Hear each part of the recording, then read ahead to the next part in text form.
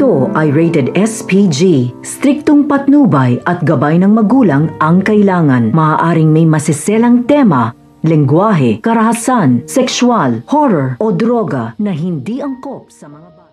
Patuloy nga na pinapaikot nga nito ni David ang ulo nga nito ni Ramon at hanggang ngayon nga ay kuhang-kuha pa rin nga nito ang loob nga nito ni Ramon at hindi nga siya titigil na mabura na nga sa isipan nga nito ang pagpapahanap nga niya sa mga tauhan nga nito sa pangalan nga niya na David upang sa gayon nga ay matapos na ang kanyang problema at makikita naman nga nito nila Mang Marsing itong si Edwin na kung saan nga ay pinapahanting pa rin nga nito ni Ramon dahil alam nga niya na may alam nga ito sa pagkawala nga nito ni Severino at gusto nga niyang malaman ang katotohanan.